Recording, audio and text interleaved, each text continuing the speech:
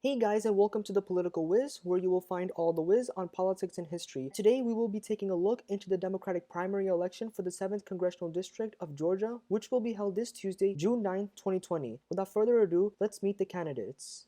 Our first candidate is Nabila Islam. Nabila Islam was born in Gwinnett County to Bangladeshi immigrant parents. An interesting thing I learned was when she was in high school, an insurance company refused to cover the cost for her mother's medical expenses. Due to this, Islam worked hard and struggled finding an attorney and was ultimately successful, and that attorney fought for her mother's case in the court against the insurance company refusing coverage, and to their success, won the court case. Her first job was working in neighborhood stores. She has been very involved in politics and campaigned really hard for Andre Dickens, who at the time ran for the city council seat in Atlanta, and her work helped him win the election and unseat an incumbent after a decade. She then campaigned for former President Jimmy Carter's grandson, Jason Carter, for Georgia's 2014 gubernatorial election, and he performed quite well and very strongly in the state's gubernatorial election. She is a progressive who has campaigned for progressive ideas, and for this was awarded Future is Blue in 2016 by the organization Atlanta Young Democrats. It should be noted that she is a proud Gwinnett native and has completed her formal education there. The next person that we're going to be looking into is Carolyn Bourdeaux.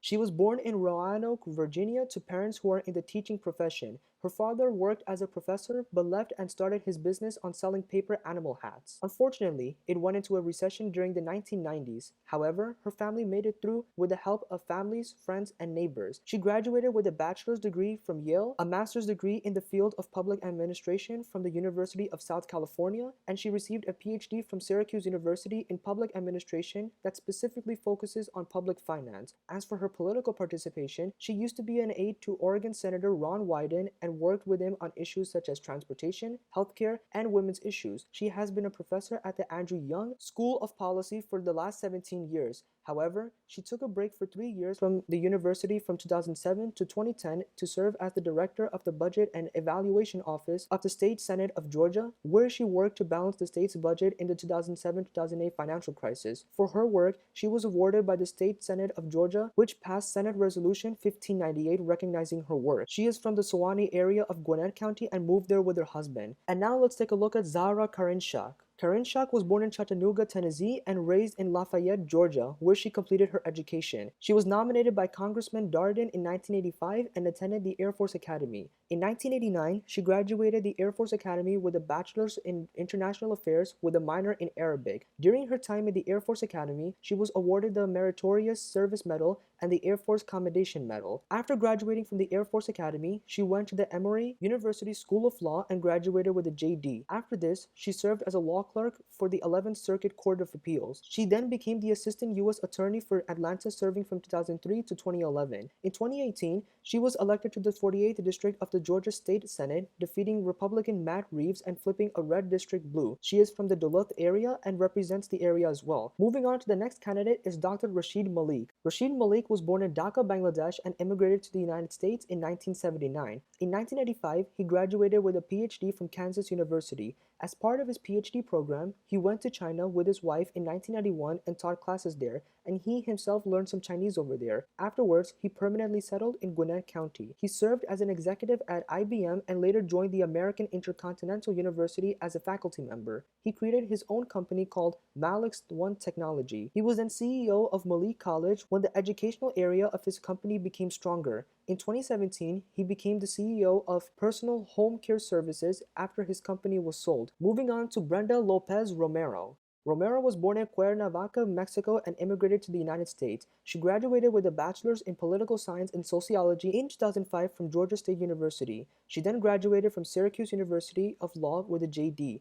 Prior to graduating from law school, she was a law clerk for the ACLU and Georgia Legal Services Program. After her clerkship, she worked for the Velasquez Law Firm Immigration Department. She officially became a U.S. citizen in 2008. She was elected to the Georgia House of Representatives from the 99th District, becoming the first Latina to be elected to the chamber. Last but not least is John Eaves. John Eaves was born in Jacksonville, Florida, and is the grandson of a Jamaican immigrant.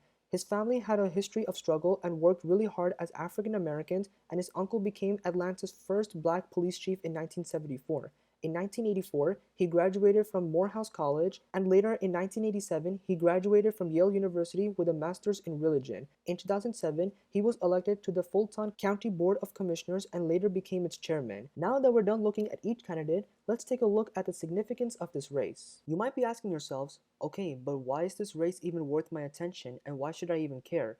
Well, that's because this Democratic primary is really about the moderate to centrist faction that has been fighting on the defense against the progressive left-leaning faction of the Democratic Party to keep the party's identity as center-left. The progressives on the other side are on the offense, trying to raise the awareness of progressive issues and trying to make the Democratic Party's identity of the progressives. Similar to Alexandria Ocasio-Cortez's political upset in her own home district in the 2018 Democratic primary, there is a possibility of something similar happening in this district. It should be noted that many red states or purple states that have trended towards the Democrats, such as Arizona and Virginia, the Democrats there that have made success are those that have taken moderate to centrist positions in an attempt to win centrist and Republican votes. However, this has not been the case in Georgia. Georgia, which was once a safe state for the Republicans, has trended towards the left, and Democrats such as Jon Ossoff and Stacey Abrams, who have come within a couple of points of winning, are progressives and not moderates, which foreshadows an AOC-style upset in the district. Also, this is one of the many true toss-up congressional seats, and a few years ago was just a safe Republican seat,